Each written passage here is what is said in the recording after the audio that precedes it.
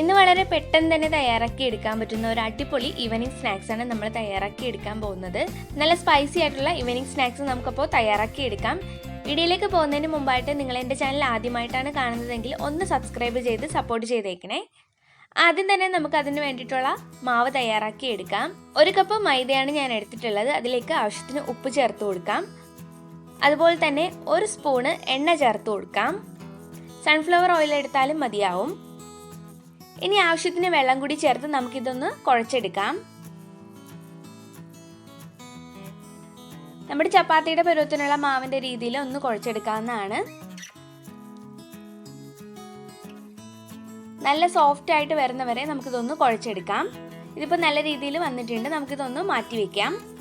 ഇനി നമുക്കതിലേക്ക് വേണ്ട ഫില്ലിങ് തയ്യാറാക്കി എടുക്കാം. അതിനായിട്ട് ഒരു പാനിലേക്ക് കുറച്ച് എണ്ണ ഒന്ന് ചേർത്ത് കൊടുക്കുക.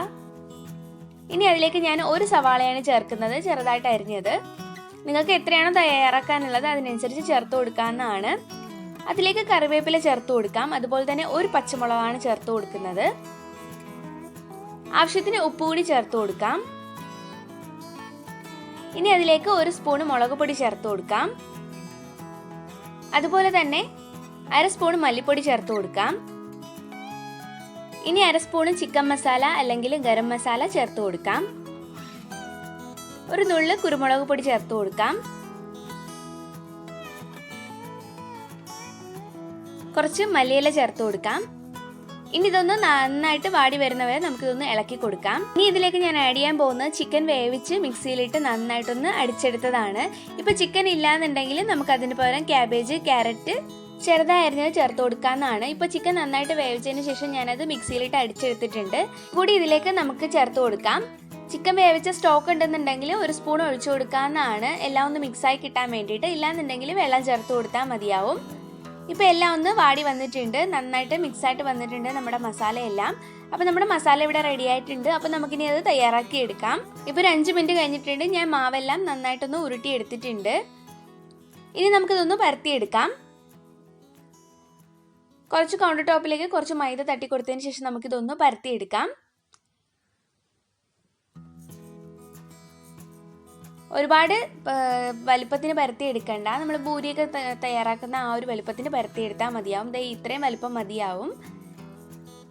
നമുക്ക് എല്ലാം ഇതുപോലെ ഒന്ന് പരത്തിയെടുക്കാം. ഇപ്പോൾ ഞാനിതൊന്ന് ഒരു പാത്രത്തിലെടുത്ത് വെച്ചിട്ടുണ്ട്. ഇനി അതിൻ്റെ നടുക്കായിട്ട് നമുക്ക് ഫില്ലിങ് വെച്ച് കൊടുക്കാം.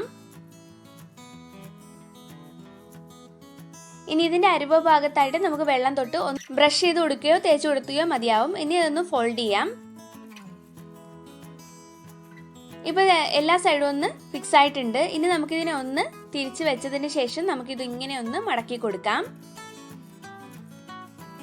ഇനി ഇതുകൂടി ഒന്ന് ഒട്ടിച്ചു കൊടുക്കാം. ബാക്കിയുള്ളത് കൂടി നമുക്കിതുപോലെ ഒന്ന് തയ്യാറാക്കി എടുക്കാം. ഞാൻ ഒന്നുകൂടി കാണിക്കാം. അപ്പോൾ ഇതുപോലെ നടുക്ക് ഭാഗത്തായിട്ട് വെച്ച് കൊടുക്കുക. അതിൻ്റെ അരിവ് ഭാഗത്തായിട്ട് നമുക്ക് വെള്ളം ഒന്ന് തൊട്ട് കൊടുക്കാം. ഒട്ടിയിരിക്കാൻ വേണ്ടിയിട്ടാണ് നമ്മൾ വെള്ളം തൊട്ട് കൊടുക്കുന്നത്. അപ്പോൾ ഇത് എല്ലാ സൈഡും ഒന്ന് ഒട്ടിച്ചു കൊടുത്തതിന് ശേഷം നമുക്കിതൊന്ന് മടക്കി കൊടുക്കാം. ഇതുപോലെ വെച്ചതിന് ശേഷം നമുക്കിതുപോലെ ഒന്ന് മടക്കി എടുക്കാവുന്നതാണ്. ഇപ്പോൾ ഞാൻ എല്ലാം ഒന്ന് റെഡിയാക്കി എടുത്തിട്ടുണ്ട്. നമുക്കിനി ഇതൊന്ന് ഡീപ് ഫ്രൈ ചെയ്തെടുക്കാം.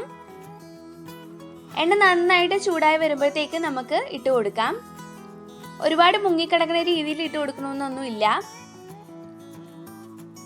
ഇത് നമ്മൾ തിരിച്ച് മറിച്ചു വിട്ട് എടുത്താണ് എടുക്കുന്നത്. അതുകൊണ്ട് തന്നെ ആവശ്യത്തിന് എണ്ണ ചേർത്താൽ മതിയാവും. ഒരുപാട് എണ്ണയൊന്നും ചേർക്കണ്ട.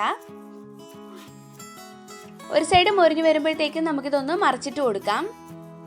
ഇങ്ങനെ ഒട്ടിക്കുന്നത് കൊണ്ട് തന്നെ നമ്മുടെ ഫില്ലിങ് പുറത്തു പോയില്ല. അതുപോലെ തന്നെ നല്ല രീതിയിൽ മുറിഞ്ഞു കിട്ടുകയും ചെയ്യും. അപ്പോൾ ഒരു സൈഡൊന്ന് നന്നായിട്ട് മുറിഞ്ഞു വന്നിട്ടുണ്ട്. നമുക്കിതൊന്ന് മറിച്ചിട്ട് കൊടുക്കാം. 2 സൈഡും നല്ല ഗോൾഡൻ കളർ ബ്രൗൺ ആകുമ്പോഴത്തേക്ക് നമുക്കിതൊന്ന് കോരി എടുക്കാവുന്നതാണ്.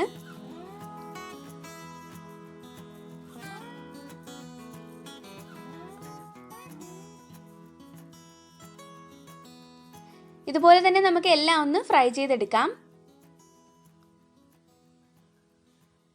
അപ്പോൾ വളരെ ടേസ്റ്റി ആയിട്ടുള്ള നമ്മുടെ ഈവനിങ് സ്നാക്സ് ഇവിടെ റെഡി ആയിട്ടുണ്ട്. നമ്മുടെ സമൂസയുടെയൊക്കെ പോലെ തന്നെ ഒരു ടേസ്റ്റാണ് ഇത് കഴിക്കാനായിട്ട്. അപ്പോൾ എല്ലാവരും ട്രൈ ചെയ്ത് നോക്കുക. അഭിപ്രായങ്ങൾ കമൻറ്റ് ചെയ്യാനും മറക്കുക.